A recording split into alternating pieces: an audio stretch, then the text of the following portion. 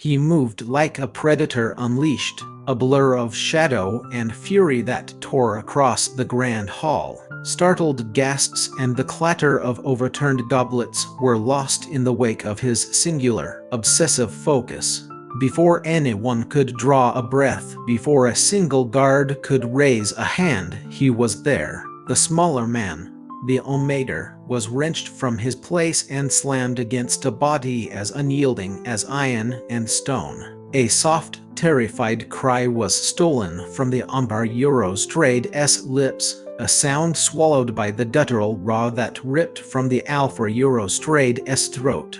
And then fangs descended. They were a flash of white in the dim light, sinking into the delicate, vulnerable skin of the Ambar Eurostrade's neck with brutal finality. A searing, white-hot agony erupted through the Ambar Eurostrade's body, followed by a dizzying, intoxicating wave of warmth that buckled his knees and stole the air from his lungs. The bite was deep, a primal declaration that echoed with the weight of ancient laws. He was marked. He was claimed. In the stunned, horrified silence of the hall, under the impotent glare of his own Alpha and the collective shock of two warring packs, the quiet, unassuming Walter Wynne was made the property of Elliot Stardust. But this violent, desperate act of possession was not born of love or even desire. It was the culmination of a grief so profound it had festered into a poison, a story that began years ago in a storm of blood, betrayal, and a terrible, devastating lie.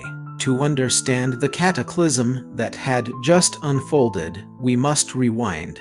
The very air in the grand hall of the Moonlight Pack was a suffocating blanket woven from threads of old animosity and the metallic tang of unresolved bloodshed.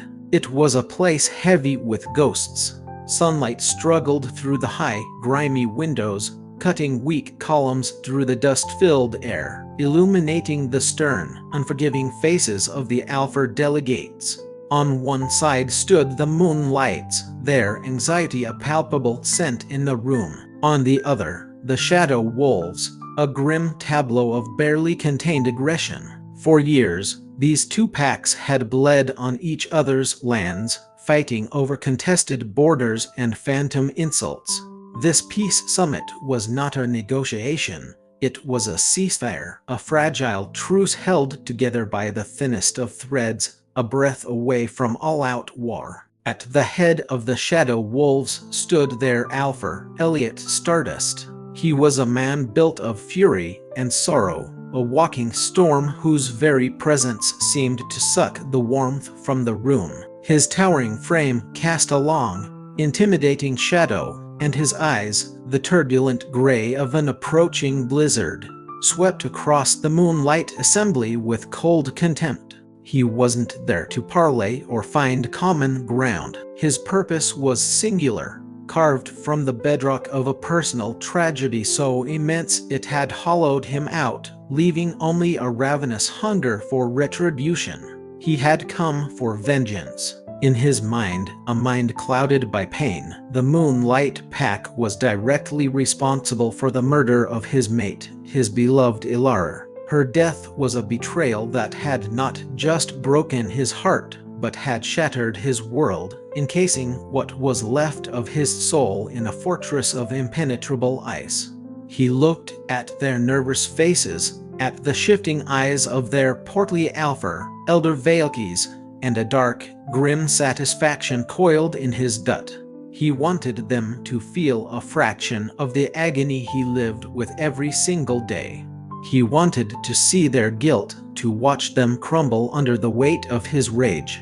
Standing almost completely obscured behind his Alpha was a young man who had perfected the art of being invisible. Walter Wynne was 21 years old, an Omega whose presence was as quiet as a falling feather. He was soft-spoken, with a scent so faint, so deliberately muted, that it was almost non-existent. This trait had earned him the scorn of many in his own pack, who saw him as weak, a decorative Omega with no real value. He moved with an effortless, silent grace, his gaze perpetually downcast, his deep brown eyes reflecting a quiet shame that seemed to cling to him like a second skin. This shame was a poisoned inheritance, inextricably tied to the fate of his older brother, Lyall. Lyall had been executed by the Moonlight Elders, condemned for a supposed act of treachery that was whispered to be connected to the death of Elliot's mate, Ilara. The wound of his brother Eurostrade's death was a constant, festering ache in Walter Eurostrade's silent heart, a testament to a loss and an injustice he could never speak of. He was entirely unaware of the true, terrifying depths of Elliot Stardust Eurostrade's hatred, and so he simply endured the stifling, volatile atmosphere of the summit, a silent shadow in a room filled with roaring lions. All he wanted was to fade away completely, to escape the crushing burden of his familiar Eurostrade's tarnished name. The so-called negotiations dragged on, a discordant symphony of clipped accusations and thinly veiled threats. Eliotar Eurostrade's patience, a notoriously scarce resource, was eroding with every passing second. He felt an almost physical urge to seize their Alvar by the throat and rip the truth from him, to make them comprehend the price of their deceit. As the tension in the room escalated, as the aggressive Alvar scents clashed and churned the air into a suffocating soup, something within Walter began to break. A tremor, subtle at first, ran through his slender frame. The air, already thick with dominance, began to press in on him, a physical weight on his chest. His breath caught, a desperate, silent gasp for an oxygen that his lungs could no longer find. Then, a wave of heat, utterly alien and fiercely intense, ignited in his veins. It was a fire spreading through his blood, a biological cataclysm. His first heat, delayed for years and held at bay by a careful regimen of suppressants, had finally, catastrophically, been triggered by the overwhelming stress of the summit. The chemical walls he had built around his own nature crumbled to dust. His body, once so quiet and muted, screamed to life. And with it came the scent. It began as a faint, ethereal whisper, a delicate aroma of sun-warmed honey and the intoxicating sweetness of wild jasmine. But it grew, unfurling like a rare and potent flower, a scent so pure, so powerful, it sliced through the oppressive, aggressive miasma of the hall like a beacon in the darkest night. Elliot, his focus locked on dismantling the Moonlight Alvar Eurostrade's arguments, was the first to feel the shift. It wasn't a sound or a sight, but a deep, resonant thrum that vibrated in the marrow of his bones. It was a primal call that his Alvar soul recognized before his mind could process it. His head snapped up, his stormy gaze pulled by an invisible, unbreakable thread until it landed on Walter. The Omega was trembling violently, his face flushed with a feverish heat, a delicate sheen of sweat coating his brow. And then the scent hit him. It crashed into him like a physical blow, a ghost of a memory that slammed the air from his lungs. As the aroma bloomed, growing richer and more potent with every frantic beat of Walter's heart, Eliotar Eurostrade's entire world narrowed to that single, intoxicating fragrance. It was familiar. It was devastatingly, impossibly familiar. It stirred embers in the frozen, desolate wasteland of his heart, embers he had believed extinguished forever. No, it couldn't be. He tried to fight it, to shove the phantom sensation back into the dark vault where he kept his grief locked away. But the scent was relentless.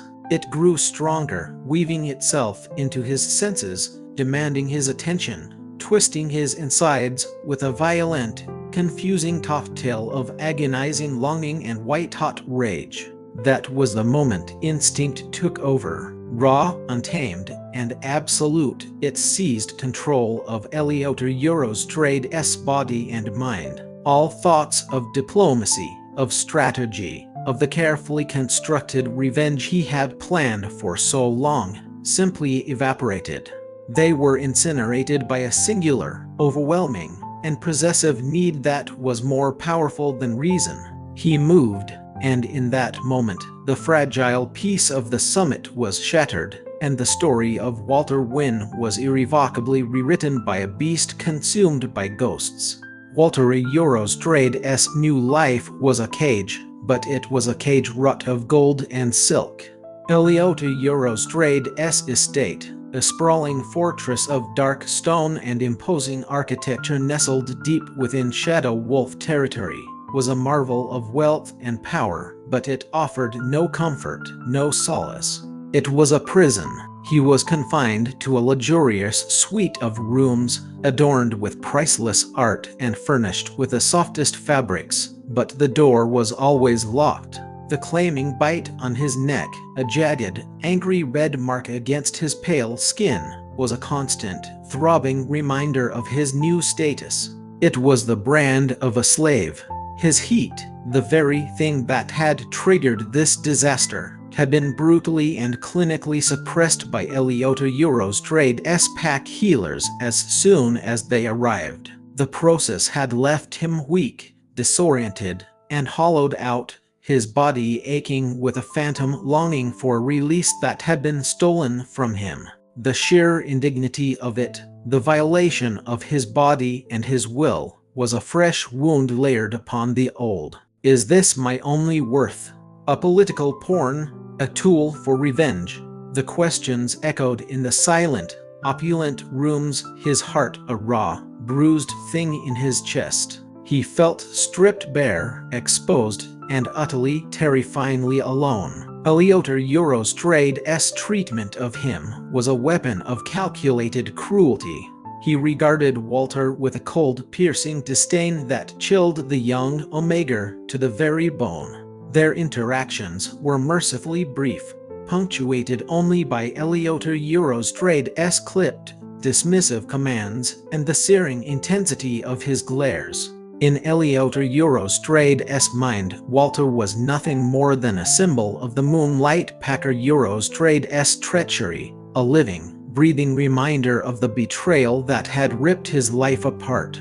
There was a perverse satisfaction in holding him captive, in knowing that Walter Eurostrade's pack was suffering, wondering about the fate of their bartered Omega. Yet, beneath the thick, icy surface of his contempt, a disquieting undercurrent was beginning to swirl. The scent, the suppressants had dulled it to a whisper, but sometimes, when the wind was right, or when he passed Walter Eurostrade's chambers, a ghostly wisp of it would reach him.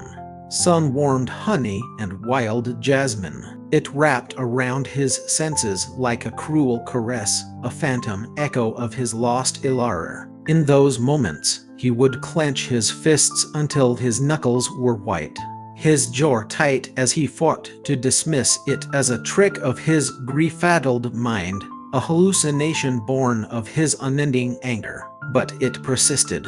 He found himself watching Walter more often than he would ever admit, a knot of deep unease tightening in his gut. There was something in the Omega's quiet, graceful movements, in the fragile dignity with which he carried his invisible burden to Euros, and that scent. That haunting, maddening scent.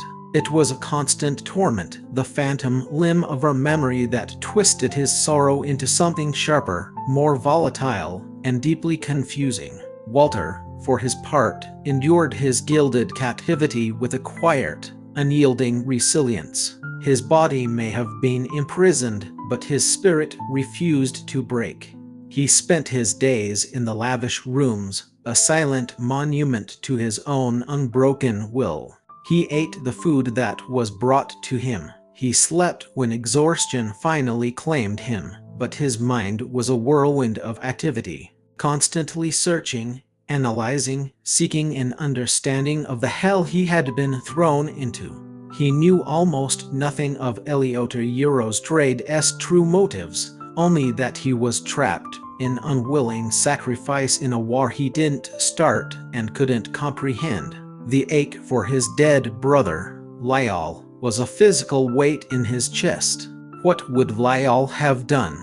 What would he have said? The questions were a mournful litany in his mind. He longed for the simple, quiet freedom of the moonlight forests, a life he had once considered a prison of dismissal, but which now seemed like a lost paradise. Then, slowly, almost imperceptibly at first, something began to change. The scent suppressants administered by Eliotor Eurostrade's healers were strong, but they were not absolute. Deep within Walter Eurostrade's biology, a powerful truth was beginning to awaken. The subtle, muted aroma he had carried his entire life began to deepen, to strengthen, to evolve. It was no longer just the scent of a simple omega. It was blossoming into something ancient, rich, and overwhelmingly powerful, a scent that carried the undeniable signature of a royal bloodline, a secret hidden and suppressed for generations. Elliot, for all his hardened resolve and emotional barricades, noticed. The scent was no longer a phantom whisper. It was a constant, nagging presence that tugged at the fraying edges of his self-control. It was so terrifyingly close to his lost lover Eurostrade's, a haunting echo that stirred a profound and disquieting sense of copyright J.vu. He continued to tell himself it was a mockery, his mind playing cruel tricks on him, but the scent refused to be ignored, growing stronger, more complex, and more undeniable with each passing day. He didn't Eurostrade yet understand the full, devastating truth of what it meant. He only knew that it unsettled him to his core, creating the first tiny cracks in the carefully constructed wall he had built around his shattered heart. He began to actively avoid Walter, finding the scent too potent, too confusing, too much like a ghost that had returned not to comfort him, but to haunt him. One evening, driven by a relentless, gnawing need for answers that overshadowed his fear, Walter found his courage. Elliot was away from the estate, attending to some urgent pack business, which meant his private study the one room Walter had been explicitly forbidden from entering was left unguarded. He had watched Elliot disappear into that room countless times, always locking the door behind him, his expression closed off and unreadable. The study was a forbidden zone, a sanctuary of the Alpha's grief, and that made it an irresistible target. Walter Eurostrade's heart hammered against his ribs like a trapped bird as he crept through the silent, cavernous halls, his bare feet making no sound on the cold, polished floors. He felt a desperate, inexplicable pull towards that room, a deep-seated conviction that the key to his captivity, the answer to his suffering, lay hidden within those four walls. The study was dark and heavy with a scent of old parchment, leather, and Eliotor Eurostrade's own sharp, masculine alpha scent. Walter Eurostrade's eyes, now accustomed to the gloom, scanned the room, searching for anything that might offer a clue. His gaze landed on a heavy, ornate wooden desk that dominated the space. Acting on pure instinct, his fingers traced the intricate carvings until they found a hidden seam. Beneath a stack of old, brittle maps, he discovered it a small, unassuming wooden box, secured with a simple lock. A strange intuition, a feeling of undeniable connection to the object, urged him forward. It seemed to hum with a quiet, latent energy, a silent promise of revelation. He began a frantic, desperate search of the desk for a key. His fingers brushed against papers, quills, and dried inkwells. Nothing. Frustrated, he sank to the floor, and as he did, his hand brushed against a loose floorboard just beneath the desk. With a gentle, hesitant tug, it lifted, revealing a small, hidden compartment. Inside lay a single key, made of tarnished silver, its design old and intricate. It was clearly meant for the box. His hands trembled uncontrollably as he inserted the key into the lock.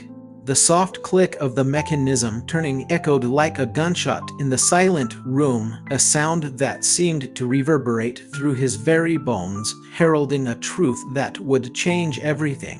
Inside the box, nestled on a bed of faded, worn velvet, were a stack of old letters. They were unopened. The wax seals were still intact. Beside them lay a small, intricately carved wooden bird, a dove, its wings spread as if in mid-flight. Walter Eurostrade's breath hitched. The letters were addressed to Elliot, written in an elegant, looping script he recognized from the single portrait of Ilara that hung in the main hall. Elliot Eurostrade's lost mate had written to him, but he had never opened them. Overwhelmed by a grief so profound it had curdled into pure rage, he had refused to face the past. He had locked her final words away, choosing the cold comfort of vengeance over the painful pursuit of understanding. He wanted to punish, not to comprehend. Walter Eurostrade's fingers, still trembling, reached out and picked up the first letter. The aged paper was soft and fragile beneath his touch. A wave of sorrow, thick and cloying as smoke, washed over him, a powerful premonition of the pain contained within the delicate folds of the parchment. He broke the seal, his heart pounding a frantic rhythm against his ribs. He began to read, his eyes scanning the familiar loops and flourishes of Ilara Eurostrade's handwriting, and the world as he knew it began to unravel. It was in the study that Elliot found him. The room was bathed in the soft, golden glow of a single lamp, and the air was thick with the scent of old paper and the subtle, blooming aroma of Walter Eurostrade's true mater nature. Walter was hunched over the desk, the pale sheets of paper clutched in his trembling hands. He looked up as Elliot entered, his wide brown eyes a maelstrom of fear and a newfound, shocking defiance. Elliot Eurostrade's first instinct was a surge of white-hot fury. How dare this mater, his captive, his prisoner, violate this sacred space? But then his gaze fell upon the letters, and he recognized the elegant, familiar script. The breath caught in his throat, and a sudden, sharp pain, like a shard of ice, lanced through his chest. "What have you done?" Elliot snarled, his voice a low, dangerous growl. He took a threatening step forward, his alpha command lacing his words with a palpable menace. "Give those to me."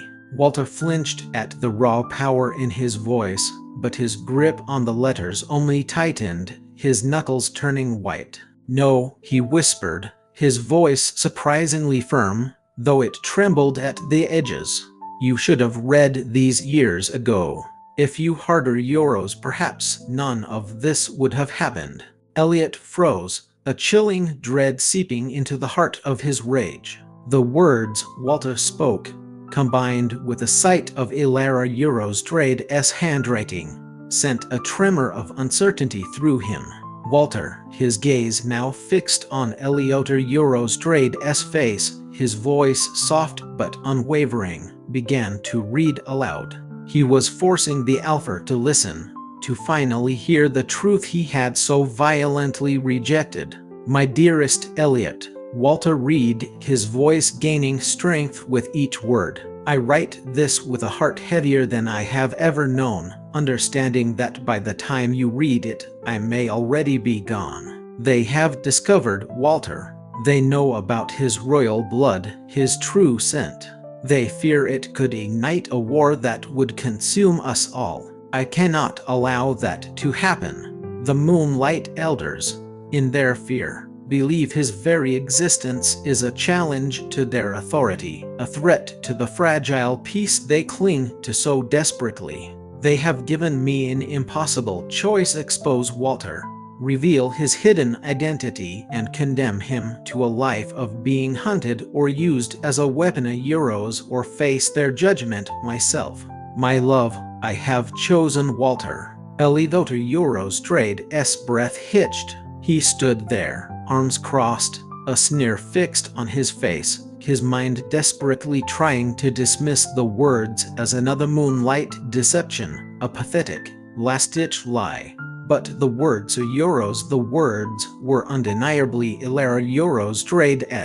Her scent, faint and ghostly but still present, clung to the aged paper, a spectral caress against his senses.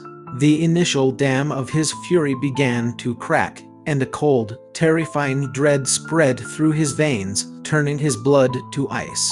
He shook his head, a desperate, silent denial. No, this is a trick, a lie.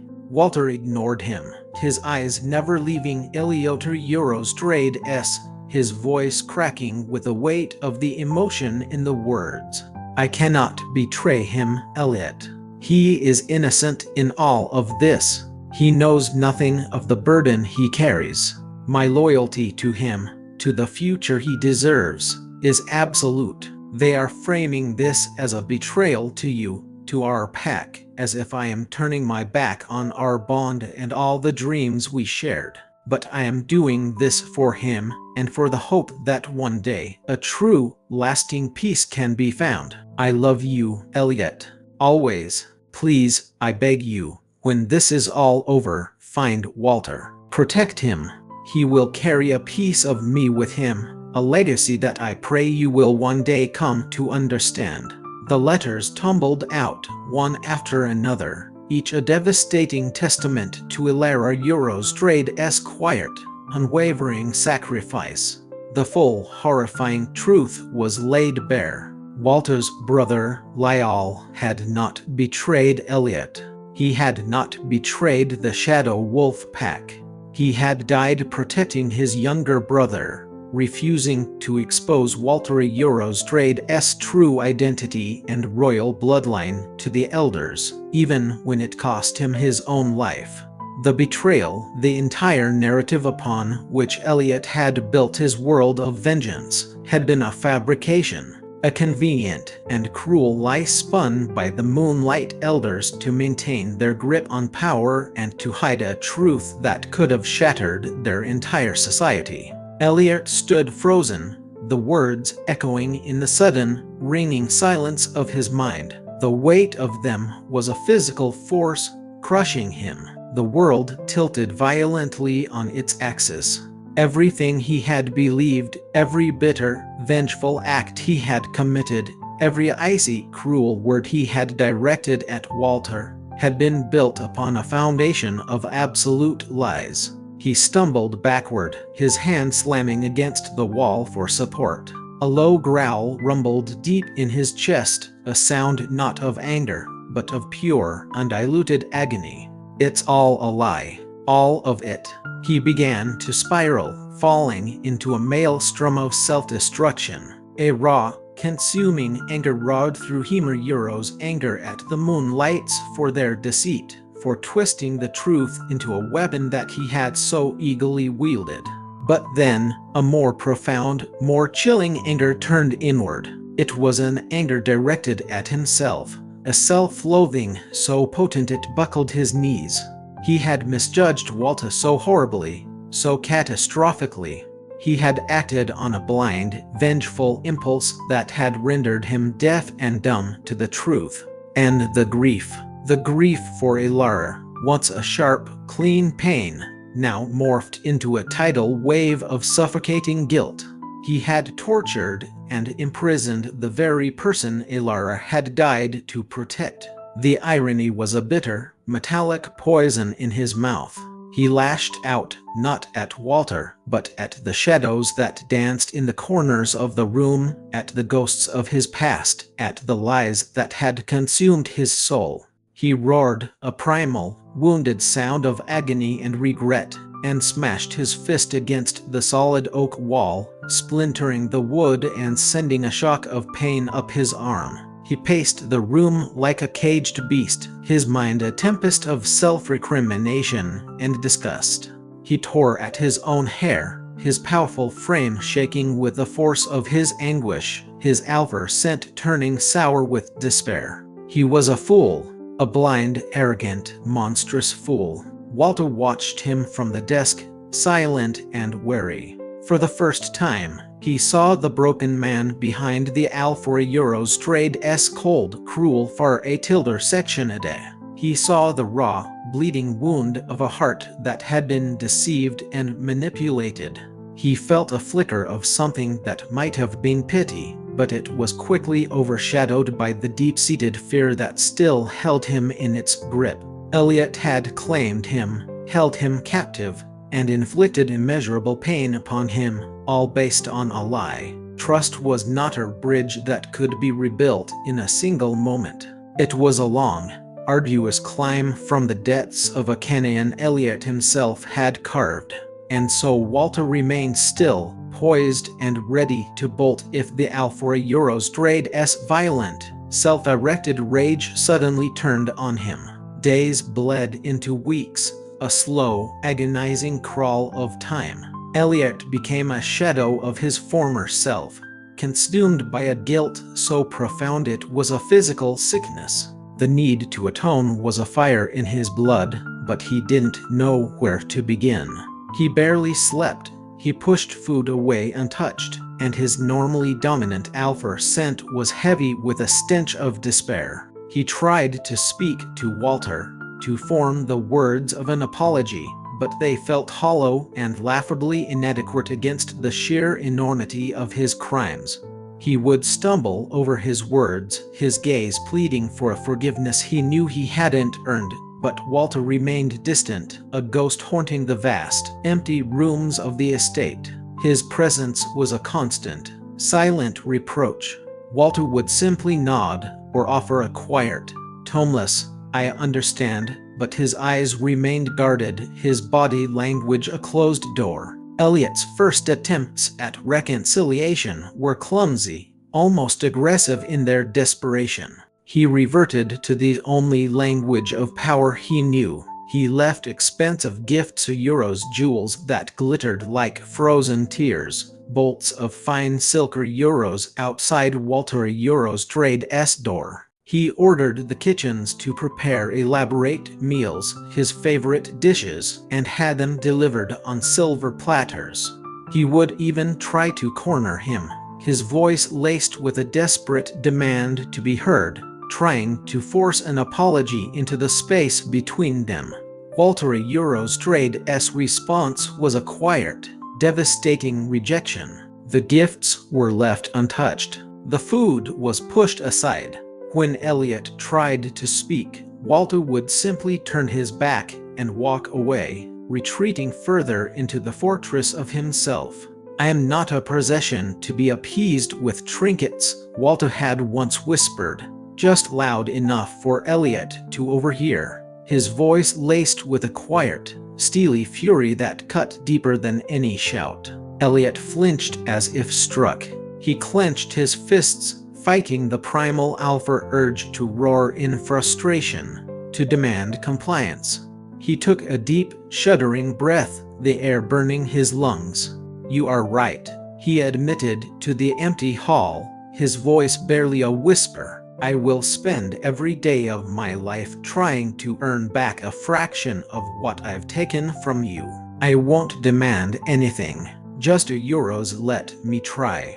From that day forward, his approach changed.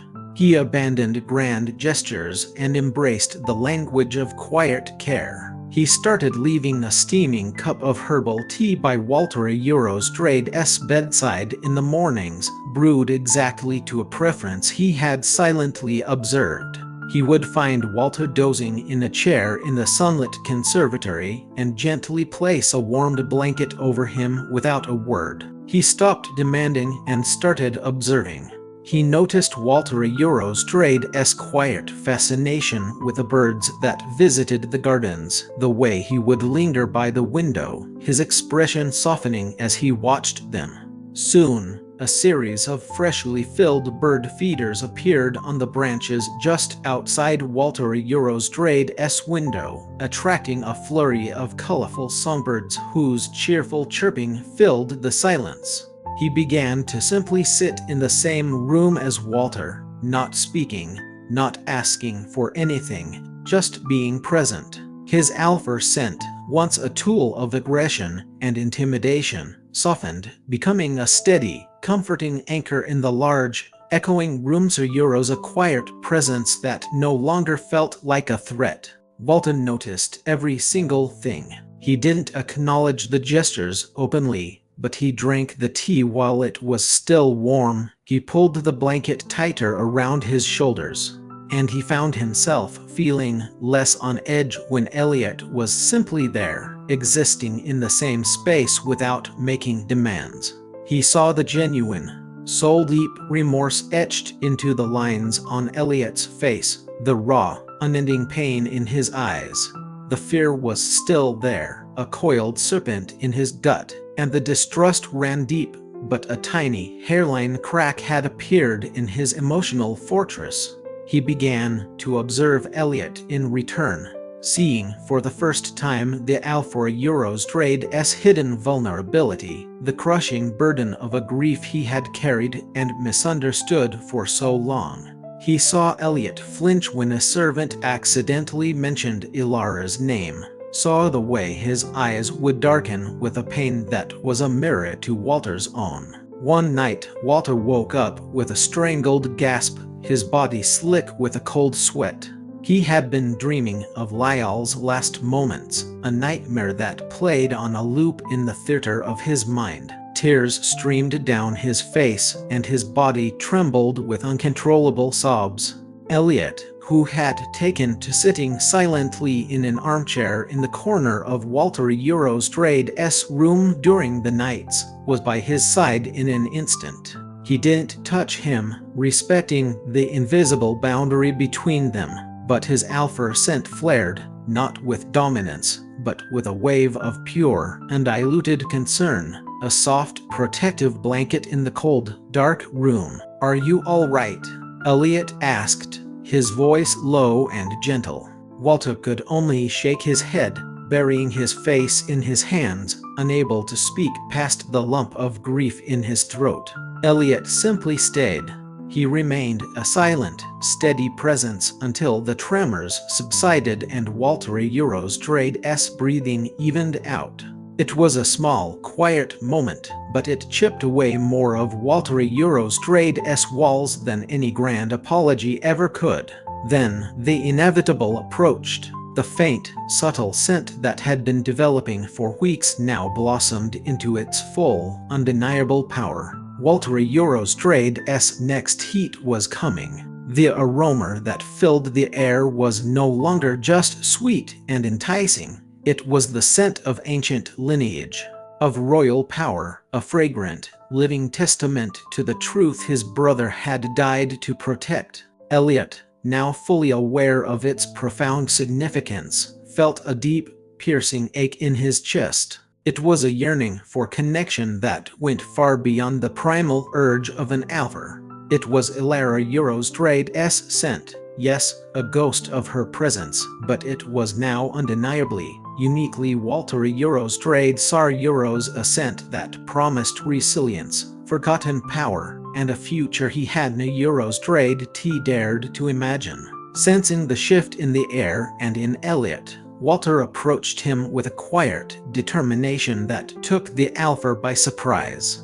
He found Elliot in the grand hall, staring out a large window at the setting sun, his shoulders hunched under the invisible weight of his past. "My heat is coming," Walter stated, his voice perfectly steady, though his eyes held a flicker of apprehension that was also a challenge. "I will go through it alone. There will be no pity. There will be no forced bond." His words were a declaration of independence, a desperate plea for agency, a demand for the respect he had been denied. He would not be claimed out of obligation, nor would he allow his body to be used as a vessel for Elliot Eurostrade's misplaced guilt. Elliot turned slowly, his gaze meeting Walter Eurostrade's. He saw the fear there, but he also saw the unwavering resolve, the incredible strength that had been hidden for so long beneath that quiet, unassuming exterior. "Walter," he began, his voice rough with an unaccustomed vulnerability. I will not force you. Not now. Not ever again. I swear it on my life."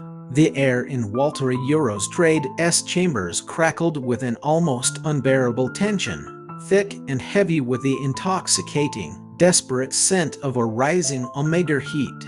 Walter, his face pale but his expression resolute, stood before a small, makeshift altar of flickering candles he had arranged on a table. He was preparing for the ritual.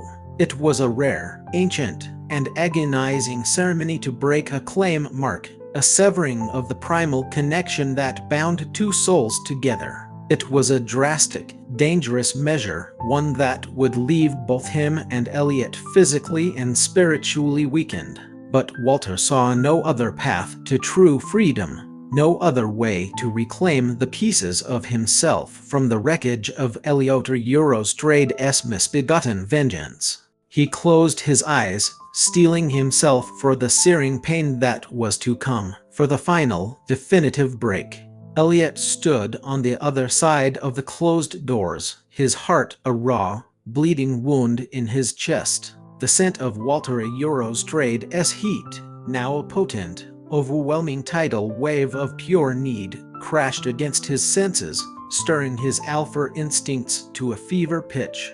Every fiber of his being, every primal cell in his body screamed at him to break down the door, to go to Walter, to claim him properly, to soothe the rising storm and bury himself in that intoxicating, maddening aroma. But this time, it was different. This wasn't about possession. It was about choice. It had to be about Walter Eurostrade's choice. And Elliot knew, with a certainty that pierced him to the very bone, that he would rather lose Walter forever than bind him again without his full and willing consent. He had learned his lesson, a lesson carved into the deepest, most desolate parts of his soul with a blade of his own making.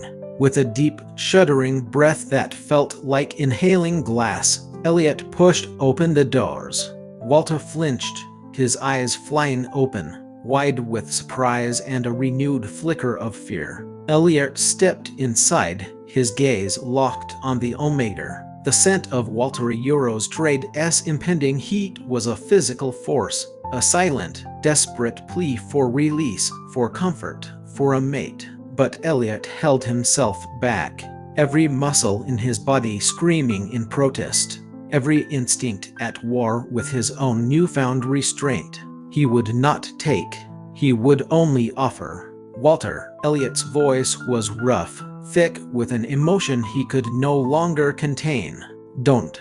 Walter Eurostrade's chin lifted, a spark of defiance igniting in his eyes, even as his body trembled with a rising tide of his heat. "You don't get to tell me what to do anymore, Alpha." Elliot flinched as if he Eurostrade been physically struck, the title a dagger to his heart. "No," he agreed, his voice hoarse, raw with regret. "You're right. I don't. Buter Euros, I am begging you to hear me." He walked slowly, deliberately towards Walter, his hands held open and away from his body in a universal gesture of surrender, of peace. "Everything you read in those letters Euros, it's the truth. Every single word. My beloved Ilara Euros, she didn't betray me. She died to protect you. She sacrificed everything because she loved you, because she believed in a future where you could be safe, a future where your true identity wouldn't be used as a weapon." Walter watched him, his guard still firmly in place, but a flicker of something Euros curiosity, perhaps, or a hesitant, fragile hope Euros entered his eyes. He saw the genuine, soul-crushing pain on Elliot's face, the raw self-loathing that had replaced his arrogance, the profound and permanent shift in his alpha presence. "And I," Elliot continued, his voice breaking, shattering on the rocks of his own guilt, "I dishonored her memory. I let my grief consume me. I let my rage turn me into a monster. I blamed the wrong people, and I hurt the very person she gave her life to protect. You." His gaze was raw, stripped bare, filled with a self-loathing that was a palpable entity in the room. His eyes burned with unshed tears. "I was blind, Walter. So utterly, tragically blind. And then he did something that shattered every preconceived notion Walter had ever held about alphas. He knelt, the powerful, feared alpha of the Shadow Wolf Pack, brought to his knees not by a challenger, but by the sheer, crushing weight of his own remorse. "I don't want to own you, Walter. Not like this. Not ever again.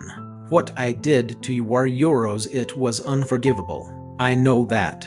But I am begging you, don't break this claim out of spite or fear. Break it only if you truly believe there is no other way forward for you. But please, no Thesaurus. I want to be worthy of you.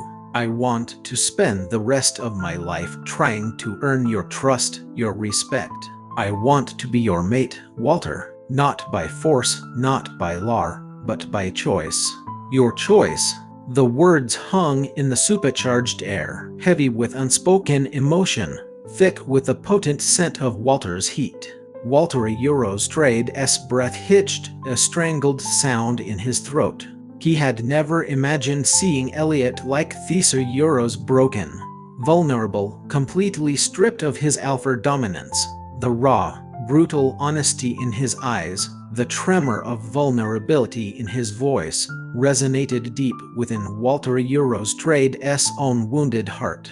The intense, physical thrum of his heat was almost unbearable, but now, mixed with a biological ache, was a strange, blossoming tenderness.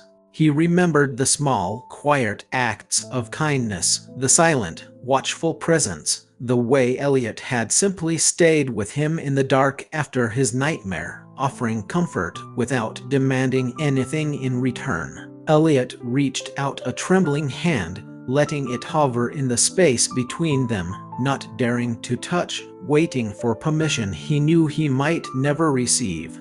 "If you choose to leave, I will let you go. If you choose to break this claim, I will endure the pain. But if there is even a flicker of hope left in your heart, a single possibility that we could build something new from these ashes, something real, I will fight for it. I will spend every day of my life proving that I am worthy of you."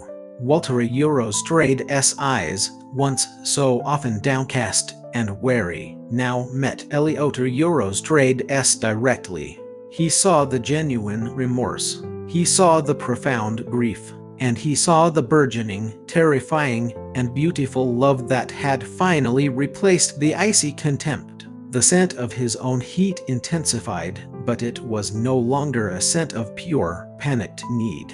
It was a scent of longing, of a deep, soul-level yearning. He could feel the desperate hope radiating from the kneeling alpha, could sense the agonizing restraint it took for him not to act on instinct. Slowly, tentatively, he reached out his own small hand. He didn't pull away. Instead, he covered Elliot Eurostrade's, guiding the alpha Eurostrade's trembling fingers to rest against his cheek. Elliot Eurostrade's eyes widened, a fragile, brilliant hope dawning in their stormy depths. Walter leaned into the touch, a silent surrender, his own blooming scent intertwining with Elliot Eurostrade's, no longer a clash but a harmony. It was not forgiveness, not yet. But it was a silent invitation. It was a tentative bridge being built across the vast, dark chasm of their past. It was the first, fragile step into an unknown, uncertain, but shared future. Elliot, Walter whispered, and for the first time, his voice held no fear, only the tremulous beginnings of a new and extraordinary choice. And so, their story truly begins, not with a bite of precision, but with a touch of grace. A long, painful journey lies ahead of them, paved with the jagged stones of the past. Do you believe Elliot can truly earn Walter's forgiveness after everything he's done? Can a bond forged in such violence and misunderstanding ever become one of true love? Let me know your thoughts down in the comments. If you enjoyed this story and want to see how their journey unfolds, make sure to hit that like button and subscribe to the channel for more chapters. Your support means the world and allows me to keep telling these stories. Thank you for watching.